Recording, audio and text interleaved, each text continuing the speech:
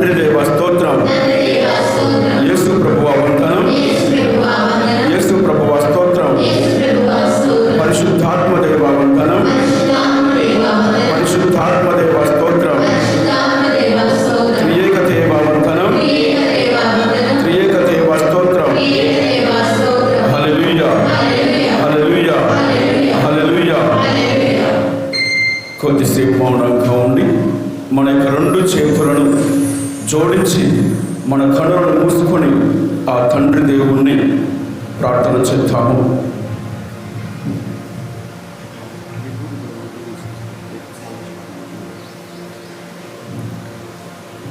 కరుణగల తండ్రి, కృపగల సర్వేశ్వర, మీ పరిశుద్ధ నామమునకు స్తుతులు స్తోత్రములు ప్రభువా. ఓ ప్రభువా, ఇక్కడ మీ సన్నిధిలో ఉన్నటువంటి మీ బిడ్డలను, మరి ముఖ్యంగా ఈ వడకంలో పాల్పంచుకున్న ప్రతి ఒక్కరిని ఆశీర్వదించండి, పరిశుద్ధపరచండి ప్రభువా. వారి జీవితంలో ఉన్నటువంటి కష్టాలను, బాధలను తొలగించి మీ యొక్క కృపను కుమ్మరించండి ప్రభువా. పూర్వ నిబంధనలో సినాయి కొండ పైన ఒక మేఘము ఏ విధముగా ఆవరించి ఉన్నదో ఆ మేఘము నుంచి మీరు మోషేతో మాట్లాడి ఉన్నారు ప్రభువా. అదే విధముగా ఈ దేవాలయాన్ని మమ్మల్ని ఆవరించండి. ఈ దేవాలయంలో ఉన్నటువంటి ప్రతి ఒక్కరిని ఆవరించి మాట్లాడండి ప్రభువా. మీ మాటల ద్వారా మా యొక్క జీవితాలను మార్చండి ప్రభువా. మమ్మల్ని పవిత్రపరచండి ప్రభువా. మమ్మల్ని మరింతగా ధన్యవంతంగా జీవించగలిగే కృపను కుమ్మరించండి ప్రభువా. మిమ్మల్ని మరింత తెలుసుకొని ప్రేమించి సేవించేలాగా తయారు చేయండి ప్రభువా. ఓ ప్రభువా, మీరు ఈ లోకానికి వచ్చింది కేవలము అద్భుత కార్యాలు చేయడానికి రాలేదు, కానీ పరలోక రాజ్యాన్ని ప్రసాదించడానికి వచ్చి ఉన్నారు. మూసి ఉన్న ద్వారాలను మా కోసం తెరిచారు ప్రభువా. మీకే స్తుతి స్తోత్రములు, ఘనత. పరలోక రాజ్యం కోసము మా హృదయాలు దహించేలాగా తయారు చేయండి ప్రభువా. ఈ లోకంలో ఉన్నటువంటి ఆశల కోసం కాదు ప్రభువా, వస్తువుల కోసం కాదు ప్రభువా, పేరు ప్రఖ్యాతుల కోసం కాదు ప్రభువా, శరీర వాంఛల కోసం కాదు ప్రభువా. మా హృదయాలు పరలోక రాజ్యానికి దహించేలాగా తయారు చేయండి ప్రభువా. హల్లెలూయా, హల్లెలూయా, హల్లెలూయా, హల్లెలూయా.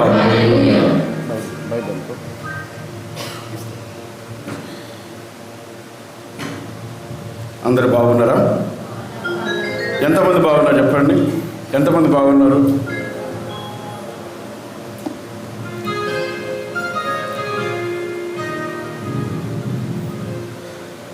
క్రీస్తునాథుని యందు ప్రియ సహోదరి సహోదరులారా, అందరి దగ్గర బైబిల్ ఉన్నాయి కదా. మత్తయి సువార్త 6వ అధ్యాయము 1 నుంచి 6 మరియు 16 నుంచి 18 వరకు.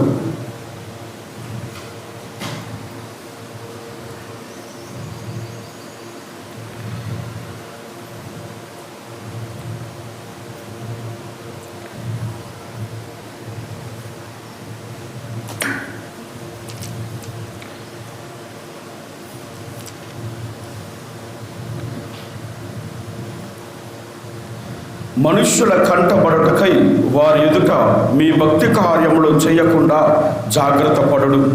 లేని ఎడల పరలోకమందరి మీ తండ్రి నుండి మీరు ఎట్టి బహుమానమును పొందలేరు. ప్రజల పొగడ్తలను పొందుటకై ప్రార్థన మందిరములలోను వీధులలోను డాంబికులు చేయునట్లు నీవు నీ దాన ధర్మములను మేళతాళాలతో చేయవలదు. వారు అందుకు తగిన ఫలమును పొంది ఉన్నారని నేను మీతో వక్కాణించుచున్నాను.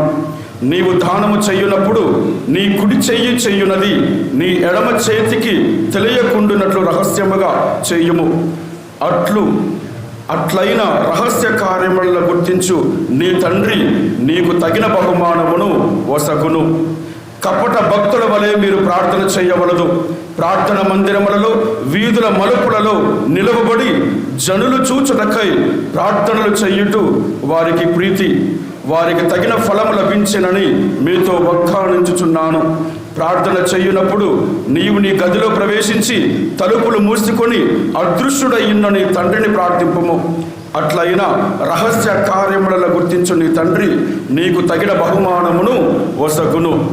మీరు ఉపవాసము చేయునప్పుడు కపట వేషధారుల వలె విచారవదనములతో ఉండకుడు. వారు తమ ఉపవాసము పరుల కంటబడుటకై విచారవదనములతో ఉందురు. వారికి తగిన ప్రతిఫలము లభించెనని మీతో వక్కాణించుచున్నాను. ఉపవాసము చేయునప్పుడు నీవు తలకు నూనె రాసుకొని ముఖము కడుగుకొనుము. అందువలన అదృశ్యుడయ్యున్న నీ తండ్రియే కాని మరెవ్వరును నీవు ఉపవాసము చేయుచున్నావని గుర్తింపరు. అట్లయినా రహస్య కార్యములలో గుర్తించు నీ తండ్రి నీకు తగిన బహుమానమును బాహటముగా ఒసగును. హల్లెలూయా, హల్లెలూయా, హల్లెలూయా, హల్లెలూయా. క్రీస్తునాథుని యందు ప్రియ సహోదరి సహోదరులారా,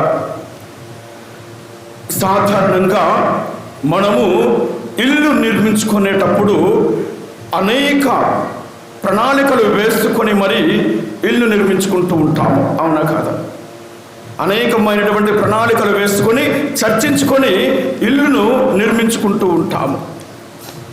ఒక గది కిచెన్ కోసము అని, ఒక గది అతిథి కోసము అని, మరొక గది టీవీ హాల్ కోసము అని, ఇంకొక గది ప్రార్థనాలయానికని, ఈ విధముగా తర్కించుకొని మరి చర్చించుకొని కుటుంబీకులతో కూర్చొని మరి ప్రణాళికలు వేసుకుంటూ ఉంటాం, అవునా కాదా? నిజం చెప్పండి. అదేవిధంగా మనమందరం కూడా ప్రణాళికలు వేసుకుంటూ ఉంటాం. అదే విధముగా తండ్రి అయినటువంటి దేవుడు మానవుని యొక్క శరీరాన్ని సృష్టించేటప్పుడు, తయారు చేసేటప్పుడు మానవుని యొక్క శరీరంలో తనకంటూ ఒక గదిని ఏర్పరుచుకున్నాడు, తనకంటూ ఒక గదిని ఏర్పాటు చేసుకున్నాడు. ప్రియ సహోదరి సహోదరులారా, ఆ గది ఏమిటి? మన యొక్క హృదయము.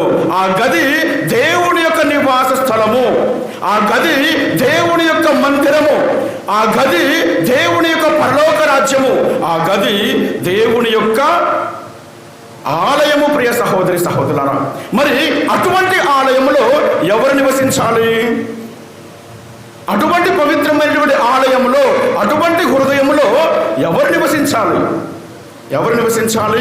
దేవుడు మాత్రమే నివసించాలి, దేవుడు మాత్రమే నివసించాలి. ప్రియ సహోదరి సహోదరులారా, అటువంటి దేవుణ్ణి, మన యొక్క హృదయంలో జీవించేటువంటి దేవుణ్ణి మనమే మనసారా ఆరాధించాలి, స్తుతించాలి, ఘనపరచాలి, నిండుగా మెండుగా ఆయనను కొలవాలి. ప్రియ సహోదరి సహోదరులారా, మరి మన యొక్క హృదయంలో ఎవరు ఉన్నారు? ఎవరు ఉన్నారు? పాపానికి తావునిస్తూ ఉన్నాం, తప్పిదాలకు తావునిస్తూ ఉంటాము. మనము చేసేటువంటి పాపాల ద్వారా, మనము చేసేటువంటి తప్పిదాల ద్వారా మన హృదయంలో అనునిత్యము నివసించేటువంటి ఆ గొప్ప దేవుణ్ణి ఏమి చేస్తూ ఉన్నాము? మనము ఏం చేస్తూ ఉన్నామండి? గెంటి వేస్తూ ఉన్నాము. ఏం చేస్తూ ఉన్నాము? ఆ దేవుణ్ణి గెంటి వేస్తూ ఉన్నాము. ఎందుకు గెంటి వేస్తూ ఉన్నాము? పగ, దేవునిపై ఉన్నటువంటి ప్రతీకారం, అదేనా? దేవునిపై ఉన్నటువంటి ప్రతీకారం. లేకపోతే ఎందుకు గెంటేస్తాం? మన పాపాల ద్వారా ఎందుకు గెంటేయాలి? ఎందుకు చేయాలి పాపాలు? పాపాలు అనేవి దేవునికి విరుద్ధముగా నడుచుకునేటువంటివి, దేవుని యొక్క ఆజ్ఞలను మీరి ఉండటము. మరి అటువంటి గొప్ప దేవుణ్ణి మనము చేసేటువంటి పాపాల ద్వారా మన యొక్క హృదయంలో నివసించేటువంటి ఆ గొప్ప దేవుణ్ణి మనమే గెంటి వేయడం జరుగుతూ ఉంటుంది. ప్రియ సహోదరి సహోదరులారా, అవునా కాదా? చెప్పండి, అవునా కాదా? చేతులు లేపండి ఒకసారి. ఎంతమంది అవును ఉంటున్నారు? చేతులు లేపండి.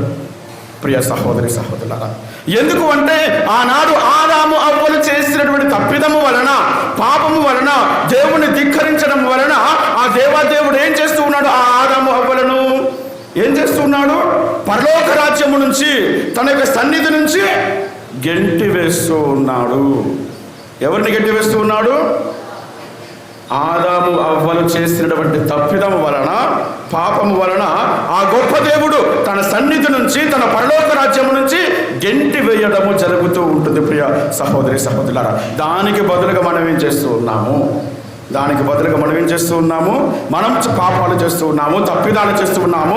మనము చేసేటువంటి పాపాల ద్వారా, తప్పిదాల ద్వారా మన హృదయంలో నిత్యము కొలువై ఉన్నటువంటి ఆ దేవుణ్ణి గెంటి వేయడం జరుగుతూ ఉంటుంది. ప్రియ సహోదరి సహోదరులారా, బ్రతికినన్నాళ్ళు దేవునితో బ్రతకాలి.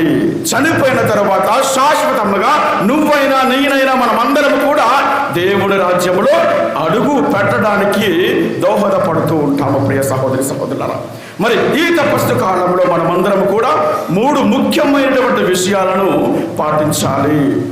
3 ముఖ్యమైనటువంటి విషయాలను పాటించాలి. ఎవరైనా పాప సంకీర్తన చేయనున్న వాళ్ళు మధ్య మధ్యలోనే వెళ్ళండి, పాప సంకీర్తన చేయండి. గురువులు కూడా 2 బయట కూర్చొని ఉన్నారు. మీరు అందరూ కూడా పాప సంకీర్తనం చేయవలసిందిగా మనం చేస్తూ ఉన్నాము. 2వది ఉపవాసము, 3వది దాన ధర్మాలు. ప్రియ సహోదరి సహోదరులారా, ఈ 3 ముఖ్యమైనటువంటి అంశాలను మనము ధ్యానించాలి, అదే విధముగా పాటించాలి. ధ్యానించడమే కాదు, ఆలకించడమే కాదు, దానిని పాటించగలిగే మనుష్యులమై ఉండాలి. ప్రియ సహోదరి సహోదరులారా, మరి మొదటి అంశము ప్రార్థన. పసిబిడ్డ తల్లి పాల కోసము తల్లితో తన బంధాన్ని పెంచుకున్నట్లు దేవునితో మానవుడు మనసుతో పెంచుకునేటువంటిదే ప్రార్థన. ప్రియ సహోదరి సహోదరులారా, దేవునితో మానవుడు మనసుతో పెంచుకునేటువంటి బంధమే ప్రార్థన. మరి ప్రార్థన అనగానేమి? ప్రార్థన అంటే ఏమిటండి? ప్రార్థన అంటే ఏమిటి చెప్పండి? దేవునితో మాట్లాడటము, ఇంకా దేవునితో ప్రార్థన చేయడం, సంభాషిస్తూ ఉండడం, ఇదే ప్రార్థన. ప్రార్థన అంటే ఏమిటి? దేవుడితో ముచ్చటించడం, దేవుడితో సంభాషించడం, దేవుడితో మాట్లాడటం. మనలో ఉన్నటువంటి హృదయం ఆధ్యాత్మికంగా ఊపిరి పోసుకోవడమే ప్రార్థన. ప్రియ సహోదరి సహోదరులారా, మరి ప్రార్థన చేయడంలో ఏమవుతుంది? ప్రార్థన చేయడంలో ఏమవుతుంది? బలహీనతలో బద్ధలైన నీ బతుకు బలపడుతుంది. ప్రార్థన చేసేటప్పుడు బలహీనతలో బద్ధలైన నీ బ్రతుకు బలపడుతుంది. వాడిపోయిన నీ జీవిత ఆశయాలు మరలా చిగురిస్తూ ఉంటాయి. చచ్చుబడిపోయినటువంటి నీ శరీరంలో నరాలన్నీ తిరిగి జీవంతో పెంచుకుంటాయి.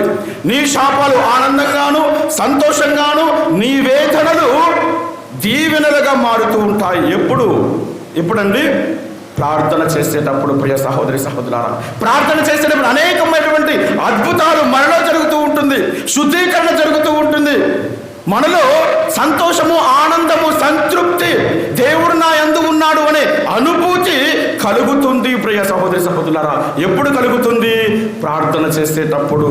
మరి ప్రార్థన చేయకపోతే ఏం జరుగుతుంది? పునీత అగస్త్యుని గారు అంటారు, మనిషి శరీరానికి ఆహారం ఎంత అవసరమో హృదయానికి ప్రార్థన అంతే అవసరము.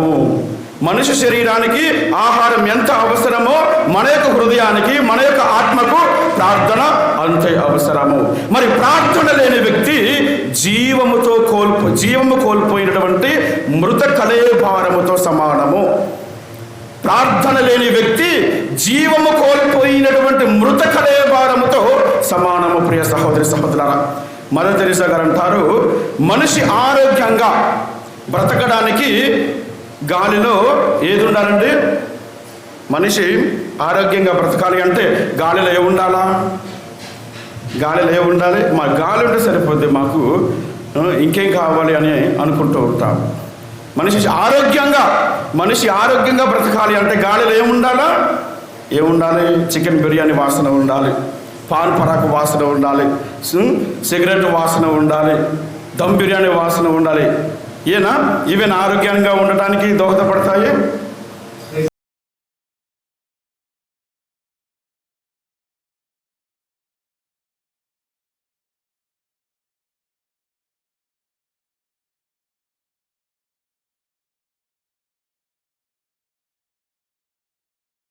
ఏముండాలండి? ఆక్సిజన్ ఉండాలి. ఆక్సిజన్ ఉంటేనే మనిషి ఆరోగ్యంగా, సంతోషంగా, ఆనందంగా ఉండగలుగుతూ ఉంటాడు. మనలో ఉన్నటువంటి ఆత్మ అనునిత్యము జీవించాలి అంటే ఏముండాలా? ప్రార్థన ఉండాలి. మన యొక్క హృదయము ఎప్పుడు కూడా ప్రార్థన చేస్తూనే ఉండాలి. మనకు హృదయం దేనికోసం తప్పించేలాగున ఉండాలి? దేవుని కోసం తప్పించేలాగున ఉండాలి అంటే ఎప్పుడు కూడా ప్రార్థన చేస్తూనే ఉండాలి. ప్రియ సహోదరి సహోదరులారా, చేప నీటిలో ఉన్నంత కాలము చక్కగా బ్రతకగలుగుతూ ఉంటుంది, చక్కగా ఈదగలుగుతూ ఉంటుంది. ఒక్కసారి బయటపడిన తర్వాత ఏం జరుగుతుందండి? క్షణాల్లో చనిపోవడం జరుగుతూ ఉంటుంది. ప్రియ సహోదరి సహోదరులారా, అదే విధముగా మనకు ప్రార్థన లేకపోతే కూడా మనకు జీవితము వినాశనానికి గురి అవుతుందని మనమందరం కూడా అర్థం చేసుకోవాలి. మరి దీపం వెలగాలి అంటే ఏం చేయాలా? నూనె అయిపోయినప్పుడల్లా పోస్తేనే దీపం వెలుగుతూ ఉంటుంది. అలాగే మానవుడిలో ఉన్న ఆత్మ జీవించాలి అంటే, మానవుడిలో ఉన్నటువంటి హృదయము జీవించాలి అంటే నూనె లాంటి ప్రార్థన కావాలి. ప్రియ సహోదరి సహోదరులారా, ప్రార్థన లేని వ్యక్తి వేరు పీకిన మొక్కతో సమానము. ప్రార్థన లేని వ్యక్తి వేరు పీకిన మొక్కతో సమానము. ఒక్కసారి మనమందరం కూడా ఆత్మ పరిశీలన చేసుకోవాలి. దినానికి ఎన్నిసార్లు నేను ప్రార్థన చేస్తూ ఉన్నాను? దినానికి ఎన్నిసార్లు నేను దేవాలయానికి వస్తూ ఉన్నాను? దినానికి ఎన్నిసార్లు నేను బైబిల్ గ్రంథాన్ని తెరిచి చదవగలుగుతూ ఉన్నాను? ఒక్కసారి ఆత్మ పరిశీలన చేసుకోవాలి. ప్రియ సహోదరి సహోదరులారా, 119వ కీర్తన 164వ వచనంలో చూసినట్లయితే కీర్తనకారుడు ఈ విధంగా పలుకుతూ ఉన్నాడు: ప్రభువా, నేను దినములకు 7 సార్లు నేను నీకు వందనములు అర్పించును అని చెబుతూ ఉన్నాడు. ఎంతో ఆనందంతో సంతోషంతో ఆ కీర్తనకారుడు దేవుడితో చెబుతూ ఉన్నాడు: ప్రభువా, నేను దినములకు 7 సార్లు నీకు కృతజ్ఞతలు చెప్పుకుంటాను, వందనాలు అర్పిస్తాను, నేను ఆరాధిస్తాను, దేవాలయానికి వస్తాను అని ఎంతో సంతోషంతో ఆనందంతో కృతజ్ఞత పూర్వకంగా దేవునితో సంభాషిస్తూ ఉన్నాడు. ప్రియ సహోదరి సహోదరులారా, మనమందరం కూడా దినములకు ఎన్నోసార్లు ప్రార్థన చేస్తూ ఉండాలి. దేవాలయానికి రావాలి, ప్రార్థన చేయాలి, సాష్టాంగపడి ప్రభువుతో మాట్లాడాలి, సంభాషించాలి, బైబిల్ గ్రంథాన్ని తెరిచి చదవాలి. ప్రియ సహోదరి సహోదరులారా, ఈ విధంగా మనము ఆధ్యాత్మికంగా అభివృద్ధి చెందగలుగుతూ ఉంటాము. మరి ఏ సమయంలో మనం ప్రార్థన చేస్తూ ఉంటాము, ఏ రోజున ప్రార్థన చేస్తూ ఉన్నాము, ఏ తారీఖున ప్రార్థన చేస్తూ ఉంటాము. ఇట్లా కాకుండా రోజు అనుదినము ప్రార్థన చేసేలాగున మనల్ని మనము సంసిద్ధత పరుచుకోవాలి. ప్రియ సహోదరి సహోదరులారా, ఒకసారి ఆత్మ పరిశీలన చేసుకోవాలి. బైబిల్ గ్రంథంలో చూసినట్లయితే మనమందరం కూడా దావీదు రాజు వలె ఉదయాన్నే ప్రార్థన చేయాలి. దావీదు గారు లేపగానే దేవుడికి కృతజ్ఞతలు తెలిపేవాడు. అదే విధముగా దానియేలు వలె మిట్ట మధ్యాహ్నం ప్రార్థన చేయాలి. పౌలు శిలాసుల వలె అర్ధరాత్రి వేళ ప్రార్థన చేయాలి. అన్న వలె తన బిడ్డల కోసం ప్రార్థన చేయాలి. పేతురు వలె ప్రమాదంలో చిక్కుకున్నప్పుడు, సమస్యల్లో చిక్కుకున్నప్పుడు ప్రార్థన చేస్తూనే ఉండాలి. తిమోతి వలె యవ్వనంలో ఉన్నప్పుడు ప్రార్థన చేయాలి. అదే విధముగా యేసు ప్రభువు వలె అన్ని వేళలా అన్ని సమయమునందు ప్రార్థన చేస్తూనే ఉండాలి. ప్రియ సహోదరి సహోదరులారా, దావీదు మహారాజు పొద్దున్నే ఉదయాన్నే లేచి ప్రార్థన చేసేవాడు. దానియేలు మిట్ట మధ్యాహ్నం ప్రార్థన చేసేవారు. పౌలు శిలాసులు అర్ధరాత్రి వేళ ప్రార్థన చేసేవారు. తిమోతి వలె యవ్వనంలో ఉన్నప్పుడు ప్రార్థన చేయాలి. అన్న తన బిడ్డ కోసం ఏ విధంగా అయితే ప్రార్థన చేసి ఉన్నదో అదే విధంగా మనము కూడా ఉదయాన్నే ప్రార్థన చేయాలి, అర్ధరాత్రి వేళ ప్రార్థన చేయాలి, మిట్ట మధ్యాహ్నం ప్రార్థన చేయాలి, ముసలితనంలో ఉన్నప్పుడు ప్రార్థన చేయాలి. అన్ని వేళలా అన్ని సమయం ముందు యేసు ప్రభువు వలె మనమందరం కూడా ప్రార్థన చేస్తూనే ఉండాలి. ప్రియ సహోదరి సహోదరులారా, కేవలం మనం చిక్కుల్లో ఉన్నప్పుడు కాదు ప్రార్థన చేసేది, బాధలో ఉన్నప్పుడు కాదు ప్రార్థన చేసేది, సంతోషంలోనూ ఆనందంలోనూ ఉన్నప్పుడు కూడా ప్రార్థన చేస్తూనే ఉండాలి. ఈ విధముగా ఉన్నట్లయితే దేవుడు మన యొక్క విన్నపాలను, ఆకాంక్షలను అన్నింటిని కూడా వినగలుగుతూ ఉంటాడు. ప్రియ సహోదరి సహోదరులారా, ముంగిస పామును చంపిన వెంటనే ఒక ఆకుని తింటుందట. ముంగిస పామును చంపిన వెంటనే ఒక ఆకుని తింటుందట.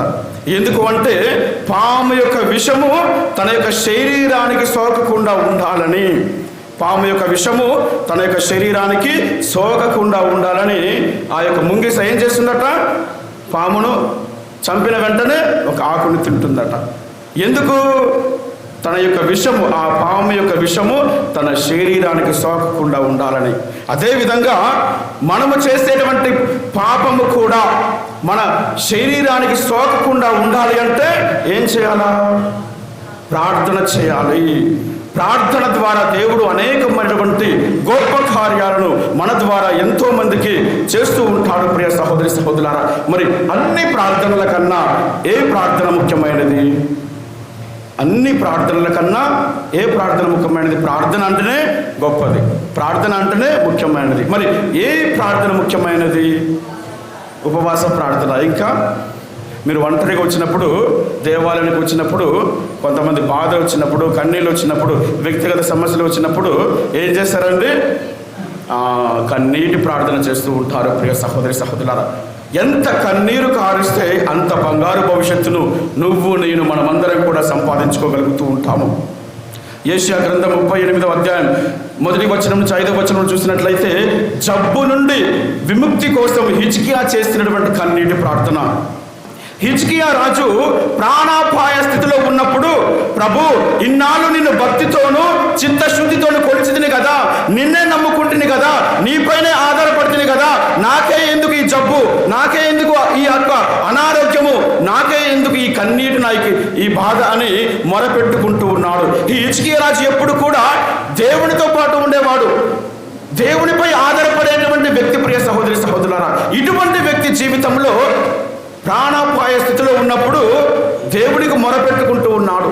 నాకు జబ్బు వచ్చింది ప్రభువా, నాకు ఈ బాధ వచ్చింది ప్రభువా అని దేవాలయంలో కన్నీటి ప్రార్థన చేశాడు. ప్రియ సహోదరి సహోదరులారా, దేవుడు ఆయన యొక్క బాధను, ఆయన యొక్క మొరను విన్నాడు. విని అతని యొక్క జబ్బు నుంచి విముక్తిని ప్రసాదించడము, అదే విధముగా అతని యొక్క అనారోగ్యము నుంచి విముక్తిని ప్రసాదిస్తూ ఉన్నాడు.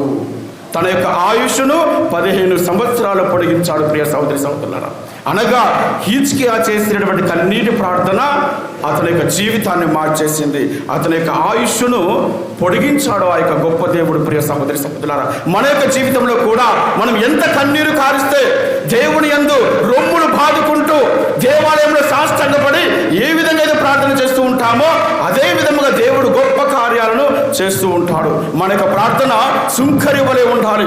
సుంకరి ఏ విధంగా ప్రార్థన చేశాడండి?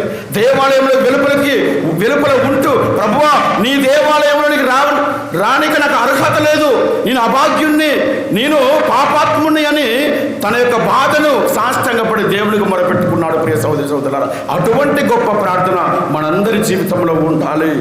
మొదటి సమూవేలు గ్రంథము 1వ అధ్యాయము 11వ వచనం చూసినట్లయితే, సంతానం కోసం అన్నా చేసినటువంటి కన్నీటి ప్రార్థన. అన్నా జీవితంలో సంతానం లేదు. ప్రభువా, నా యొక్క జీవితం అంతయు కూడా నిన్ను కొలుస్తూ ఉన్నాను, నిన్ను ఆరాధిస్తూ ఉన్నాను, నీవిచ్చినటువంటి 10 ఆజ్ఞల ప్రకారంగా జీవించగలుగుతూ ఉన్నాను, మరి నాకే ఎందుకు ఈ కష్టము, నాకే ఎందుకు ఈ బాధ, నా యొక్క జీవితంలో సంతానం లేదు ప్రభువా, నా యొక్క జీవితాన్ని కాపాడము ప్రభువా, నా యొక్క జీవితాన్ని రక్షించము ప్రభువా, ఒక బిడ్డను ప్రసాదించము ప్రభువా అని ఆ యొక్క దేవాలయాన్ని అంటి పెట్టుకుని ఉన్నది. ప్రియ సహోదరి సహోదరులారా, ఆమె యొక్క మొరను ఆలకించాడు దేవుడు.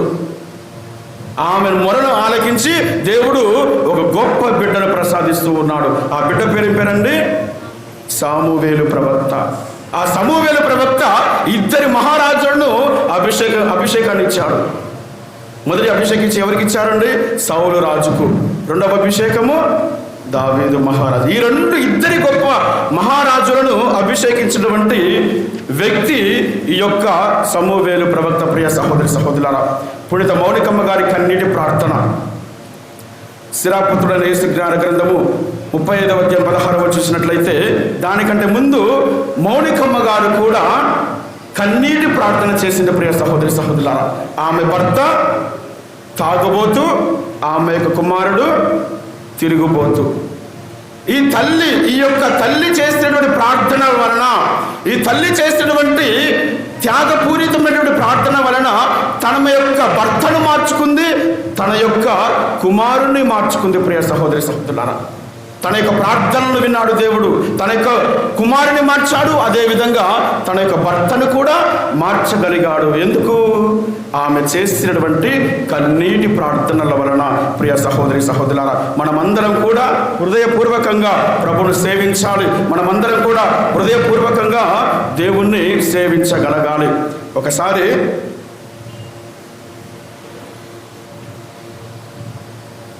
ఒక కొలనులో భార్యాభర్తలు ఉన్నారు. అనగా భర్త చేప, భార్య చేప ఇద్దరు కూడా ఉన్నారు. ఆ కొలను ఎండిపోతూ ఉన్నదన్నమాట.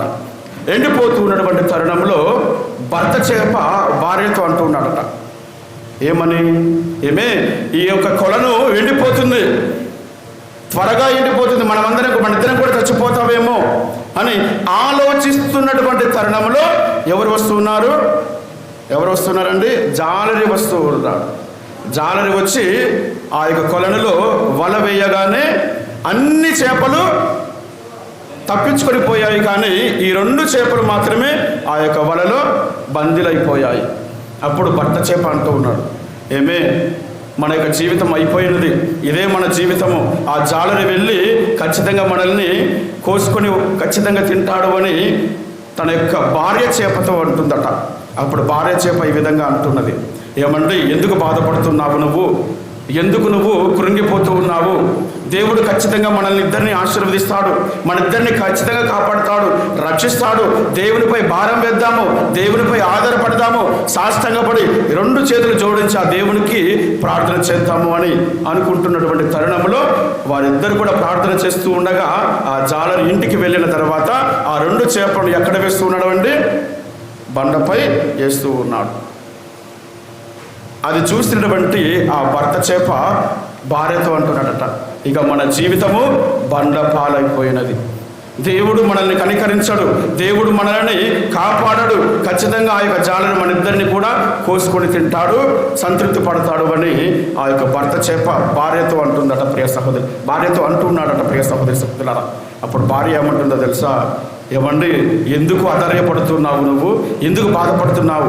దేవుడు ఖచ్చితంగా మనల్ని కాపాడతాడు, రక్షిస్తాడు, నమ్మకం ఉంచు, దేవునిపై ప్రేమించు, ఆధారపడదాము అని ఇద్దరు కలిసికట్టుగా ప్రార్థన చేస్తూ ఉన్నారు. తర్వాత ఆ జాలరి తన యొక్క భార్యతో అంటున్నాడట, ఏమే పోయి ఏం తీసుకురావాలంట? ఏం తీసుకురావాలి? బూడిద తీసుకొని రాపు అంటున్నాడట. ఏమి పోయి బూడిద తీసుకొని రాపు అని అంటున్నాడట. ఆ మాట విన్నటువంటి భర్త చేప ఉన్న ఆశ మొత్తం కూడా పోయిందట. మనకు బతుకు బూడిద పాలైపోయినది. ఖచ్చితంగా మన ఇద్దరిని వండుకొని తింటాడు ఆ యొక్క జాలరి. ఆ జాలరి మన ఇద్దరిని కూడా వండుకొని తింటాడు. ఇక మనకు అంత ఆశ లేదు అని ఆ భర్త చేప భార్య చేపతో అన్నాడట. అప్పుడు భార్య చేప అంటుంది, ఎందుకండి అధైర్యపడుతున్నావు నువ్వు, ఎందుకు బాధపడుతున్నావు నువ్వు? మనకు ఇద్దరం కూడా కలిసి కట్టుగా ప్రార్థన చేద్దాము, దేవుడు మనల్ని కాపాడుతాడు, రక్షిస్తాడు అని అంటున్నాడట. అప్పుడు జాలరి తన యొక్క భార్యతో అంటున్నాడట, ఏమే పోయి కత్తి పీటని తీసుకొని రాపు అంటున్నాడట. ఏంటిదంటండి? కత్తి పీటని తీసుకొని రాపు అంటున్నాడట. అది విన్నటువంటి యొక్క భర్త ఉన్న ఆశలు అడి ఆశలు అయిపోయినాయట. అప్పుడు కత్తిపీట తీసుకొచ్చిన తర్వాత భర్త చేప భార్యతో అంటున్నాడట, ఏమే అయిపోయింది మన జీవితము, వాడు బండ మీద వేసిండు, బండ పాలైపోయినావు, బూడిద రాసిండు, బూడిద పాలైపోయినావు, ఇప్పుడు కత్తి తీసుకొచ్చిండు, కత్తి పాలవుతాం మన ఇద్దరం కూడా. ఇక నాకు ఆశలు లేవు, అన్ని అరియాశలే ఉన్నాయి, నా వల్ల కావట్లేదు, నేను జీర్ణించుకోలేకపోతున్నాము, మనకి ఇదేనా జీవితము అని తలస్తున్నటువంటి తరుణంలో భార్య చేప అంటుందట, ఏమండి వాడు బండ మీద వేసిన, బూడిద రాసిన, కత్తి దగ్గరకున్నా కూడా దేవుడు మనల్ని కాపాడుతాడు, రక్షిస్తాడు అని భార్య చేప భర్త చేపతో అంటుందట.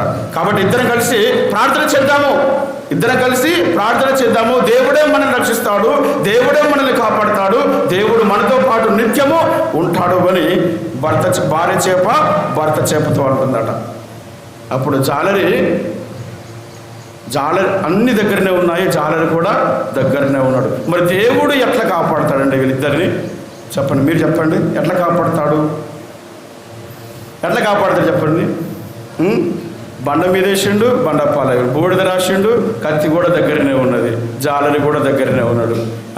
మరి ఆ యొక్క భార్య భర్తలను, ఆ 2 చేపలను దేవుడు అట్లా కాపాడుతాడు. వీరిద్దరూ కొలల నుంచి చివరి వరకు ప్రార్థన చేస్తూనే ఉన్నారు. ఎట్లా కాపాడుతాడు చెప్పండి, మీరే చెప్పండి, ఎట్లా కాపాడుతాడు? ఎవరు చెప్పారు ఇక్కడి నుంచి? Praise the Lord, praise the Lord. దేవుడు వర్షాన్ని కురిపిస్తాడు ప్రియ సహోదరి సహోదరులారా. వర్షం కురిపించినప్పుడు జాలరి తన యొక్క భార్యతో అంటున్నాడట, ఏమే పోయి మేడ మీద బట్టలు ఆరేసినావు, పోయి తీసుకొని రాకునేసరికల్లే ఈ 2 చేపలు కూడా ఆ యొక్క కొలల నుంచి, కాలువల నుంచి తప్పించుకొని పోయాయి ప్రియ సహోదరి సహోదరులారా. ఇద్దరు భార్య భర్తలు కూడా కలిసి కట్టుగా ప్రార్థన చేయాలి. కష్టం వచ్చినా, నష్టం వచ్చినా, ఆపద వచ్చినా, ప్రమాదాలు వచ్చినా కూడా అనునిత్యము ఇద్దరు భార్య భర్తలు కలిసి కట్టుగా ప్రార్థన చేసినట్లయితే దేవుడు ఎప్పుడు కూడా మీతో పాటు ఉంటూ మిమ్మల్ని కాపాడుతూ ఉంటాడు, రక్షిస్తూ ఉంటాడు. ఆర్థిక సమస్యల నుంచి కావచ్చు, వ్యక్తిగత సమస్యల నుంచి కావచ్చు, ఇతర సమస్యల నుంచి కావచ్చు ప్రియ సహోదరి సహోదరులారా, మన యొక్క దేవుడు ఎప్పుడు కూడా మనల్ని కాపాడటానికి ముందుగా ఉంటాడు, కానీ వెనుకకు ఉండడు ప్రియ సహోదరి సహోదరులారా. మరి 2వ అంశము ఉపవాసము. అంటే ఉపేక్షించుట, అనగా తనను తానే ఉపేక్షించుకొనుట. ఉపేక్షించుకొనుట అంటే ఏంటిది? తగ్గించుకొనుట.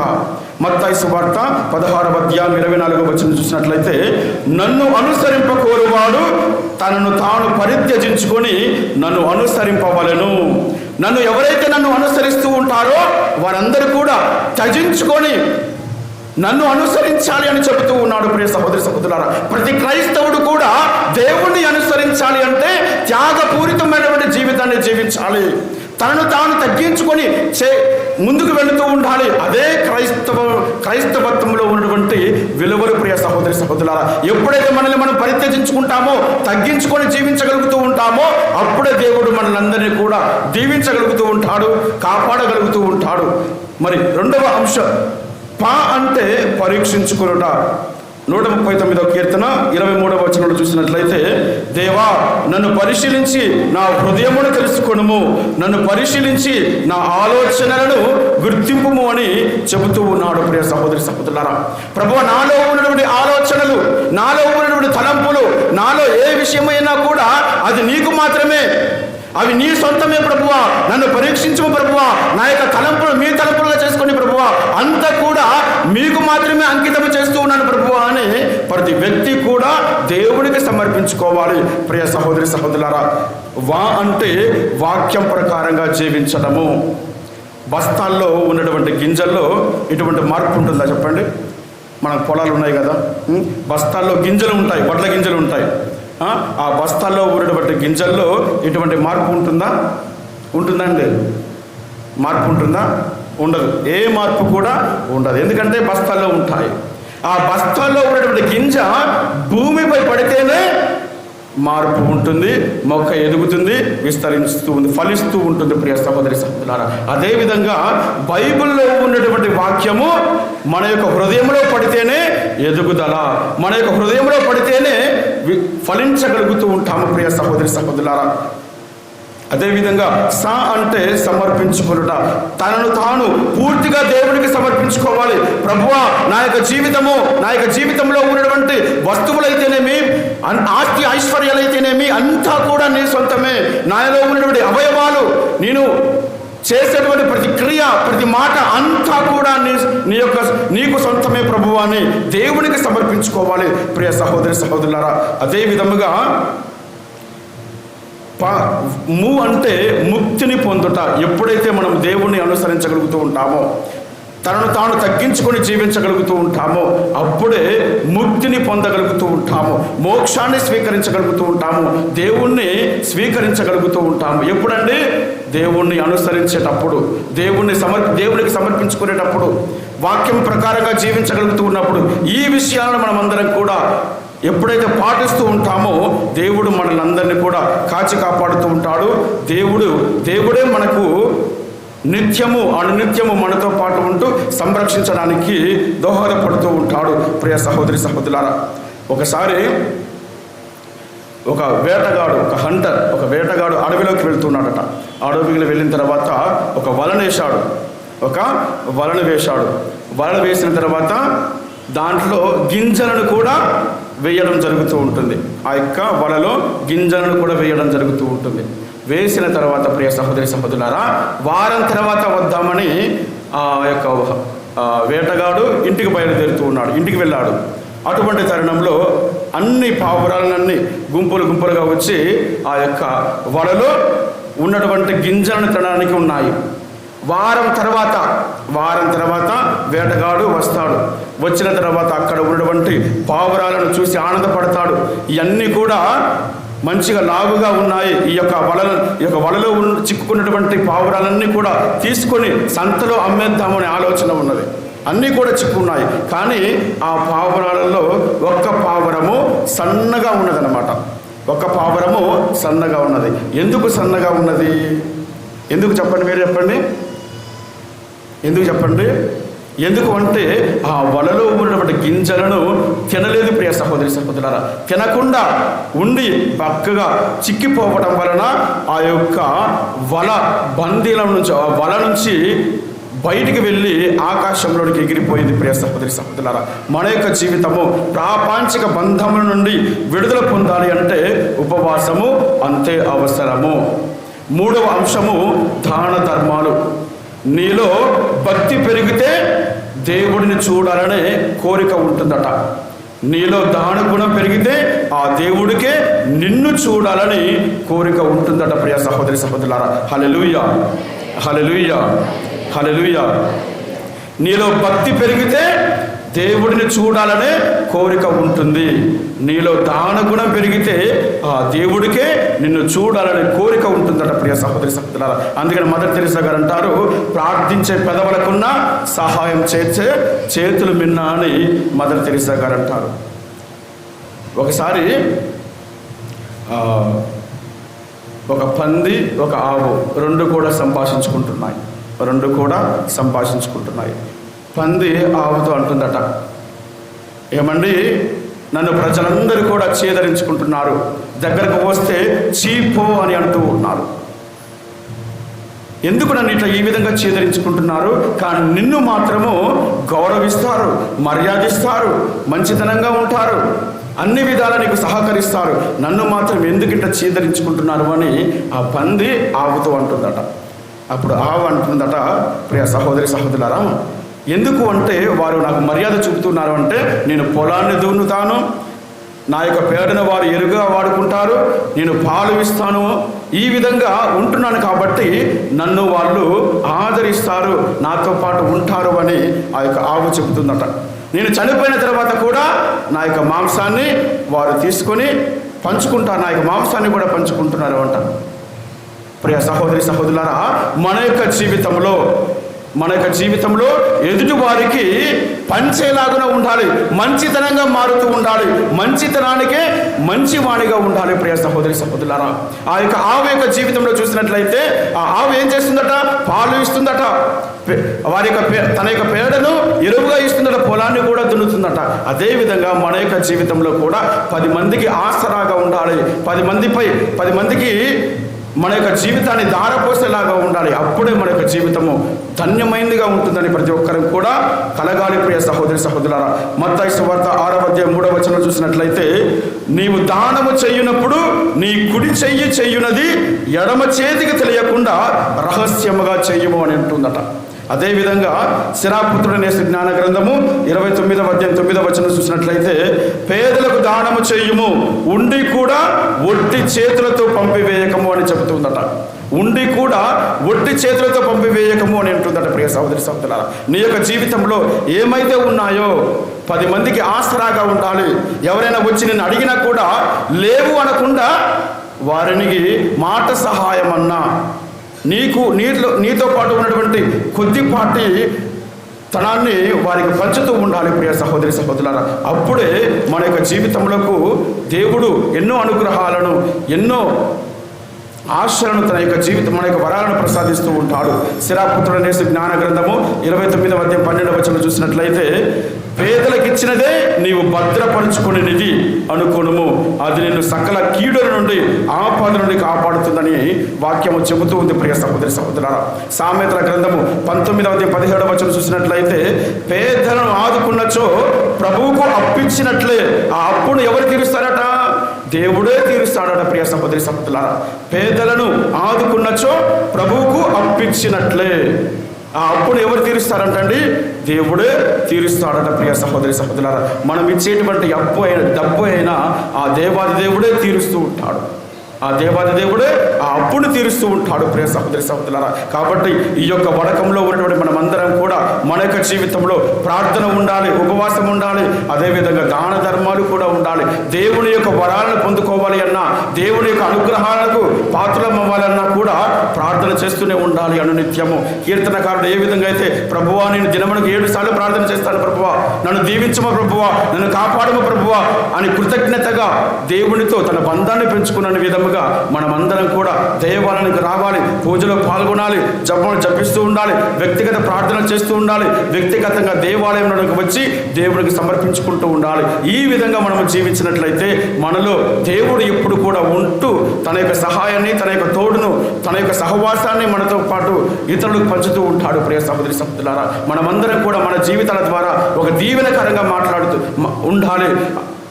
అబ్రహాము ఏ విధముగా అయితే ఒక ఒక దీవెనగా మారి ఉన్నాడో, ఈసాకు ఏ విధంగా అయితే దీవెనగా మారి ఉన్నాడో, మోషే ఏ విధంగా అయితే దీవెనగా మారి ఉన్నాడో, మనము చేసేటువంటి ప్రార్థన ద్వారా మనము కూడా మన కుటుంబంలో ఒక దీవెనగా, మన సంఘంలో ఒక దీవెనగా మారుతూ ఉండాలని మిమ్మల్ని అందరినీ కూడా కోరుతూ ఉన్నాను. పితా పుత్ర పవిత్రాత్మ నామమున